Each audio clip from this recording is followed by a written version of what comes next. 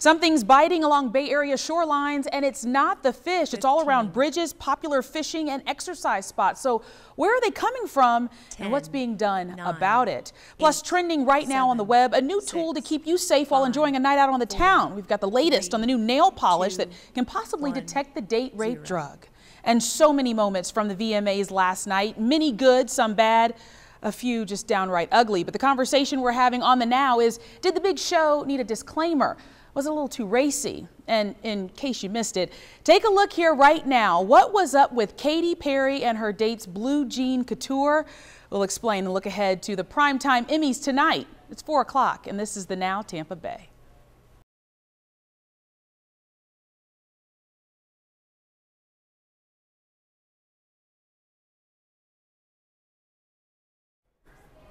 Good afternoon. This is the Now. It's a story and a show all about what's happening right now in your area and around your area for that matter. And speaking of around the area, here's Dennis Phillips in the Action Weather Center right now. Dennis, what do we have in regards to the weather? You know, we got the tropical storm just off to our east, Cristobal, and not really giving us weather in terms of rain. In fact, it's giving us drier weather. Kind of breezy out there. Not a bad day compared to what we had yesterday, all those storms. Yeah. Any rain headed in the area, especially for the kids getting off the bus stop? Couple of showers, but actually not a lot of storms. In fact, if you look at Titan Doppler radar, you see nothing more than just a few isolated showers right around Pasco, Hernando County. And interestingly enough, these are all moving quickly down toward the beach, but you don't see any lightning with it whatsoever. So I suspect over the next several hours, nothing more than a shower or two as we track Cristobal, or I guess we could just call it Chris, as Chris may very well be the season's first hurricane. That's the projection over the next several days, but it will be moving well away from our area, keeping things a little breezy for the next day or so, but certainly drying things out as we've got some really nice weather coming in for the next few days until it's back to our summer weather coming in by later on Thursday. Laura? Dennis, thank you so much. We'll check back in with you in just a little bit. Well, right now, we're hearing Kyle Williams will not take the stand in front of jurors to plead for his own life. Williams is the man recently convicted of killing a Lakeland police officer back in 2012. Kyle Williams, just 21 years old now, was convicted last week of killing Officer Arnolfo Crispin. Today was the first day the jury heard testimony from some of Crispin's family members about how they feel Williams should pay for his crime. Officer Crispin's sister, as well as others who have followed the case since the very beginning, have been taking the stand today. And then there was this very emotional outburst that caused the judge to call for a break. Take a listen at what happened. That man shouldn't have taken my son's life. Stop. Let's take the jury out. All rise, please. Just so emotional there. The judge took the jury out of the room because family and friends are only allowed to talk about the victim's loss to their family and community and can't point fingers of who to blame. Court is back in session at 9 o'clock tomorrow morning for closing arguments of the penalty phase. And right now, a bizarre and tragic shooting investigation in Tampa. Police say a legally blind man heard an intruder in his home last night. He grabbed his gun in self-defense and started firing. Well, it turns out the person he shot was his own nephew. The 15-year-old recently stayed with his uncle in that home, but he had run away. Well, police are investigating what really happened and why. We're learning the boy was a troubled teen who did break into the house at some point, even arming himself with a knife. Right now, that teen is in the hospital in serious condition.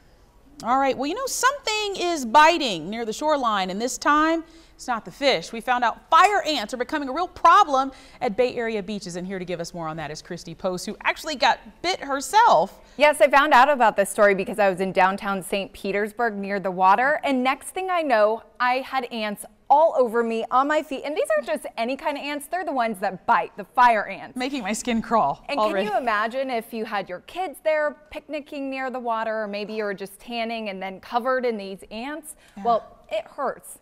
And I actually found one way you can get rid of this nuisance, so you definitely want to hear this. This is probably the last place you want to be bugged. Maybe catch a slug. But in Dunedin, underneath the causeway, fire ants are creating a nuisance for some fishermen. We have noticed a lot of ants around. James Sarantopoulos with Top Pest Elimination We'll get rid of him.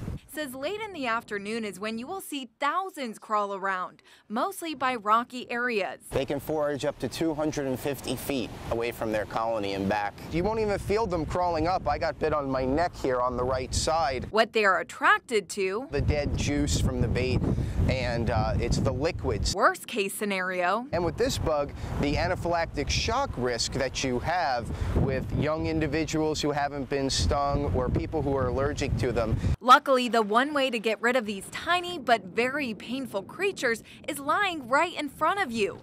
And lots of it. Just by using the natural salt water here, you can put a bucket and kind of just pour it around the area that you're standing in, perhaps that your seat is in.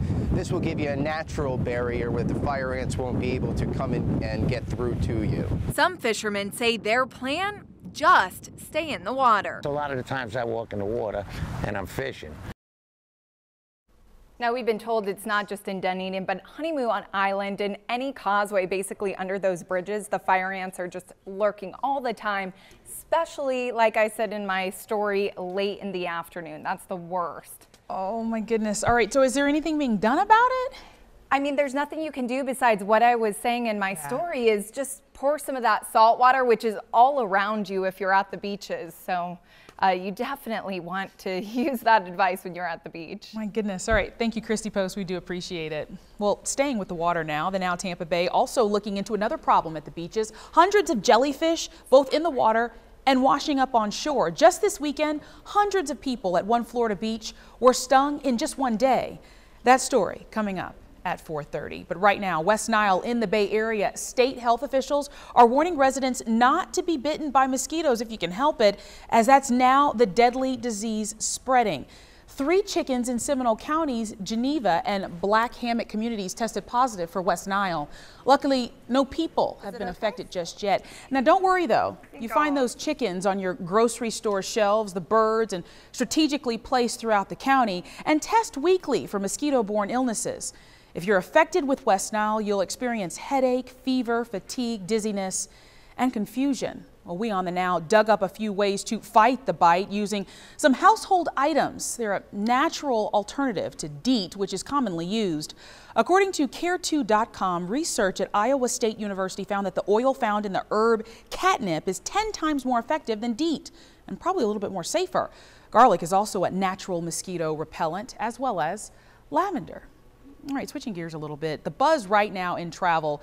You know how we've seen those airline fees on the rise? Well, now apparently hotels, they're following suit. Listen to this. According to a new study, hotels will make $2.25 billion in revenue from add-ons. That's 6% more than last year and double what they were raking in just 10 years ago. So make sure to read the fine print, because just like those baggage fees when you fly can start to add up, if you want to save on your room and put a safe in the room, that's another charge. Some hotels even have an urban fee that includes internet, local phone calls, newspapers, and even your morning cup of coffee. Pay close attention to that one. Also right now, the internet is buzzing with news that a couple college kids have come up with an unconventional way of fighting back against the date rape drug, all with the use of just some fingernail polish. The founders of Undercover Colors have created the new product. Basically, you paint your fingernails with a special polish, and by swirling your finger in the drink, the polish will turn different colors if the drink is laced with a date rape drug. While the product is still in research and design right now, we're hearing the NC State students, they've received a $100,000 push from a single investor. No word when it will be available to the public, but we asked you on Facebook today, is this something you're really interested in, a product you might buy for yourself or for your team? Well, plenty of you are talking right now. We'll bring that to you in just a little bit. All right, well, coming up on the Now Tampa Bay, guess what we've got for you? The VMAs wrap up. We found out why Katy Perry teamed up with a rapper for that terrible blue jean outfit. This is the Now Tampa Bay. Plus 10, an alert for 9, you and your family before heading to the beach. 7, Jellyfish popping 6, up everywhere on Bay Area beaches. Well, you need to know right now to keep you and your family safe. Plus, no idea what to make for dinner tonight? Well, we've got 4 different ways to dress up chicken for a quick dinner fix. We're talking Meal Plan Mondays after the break.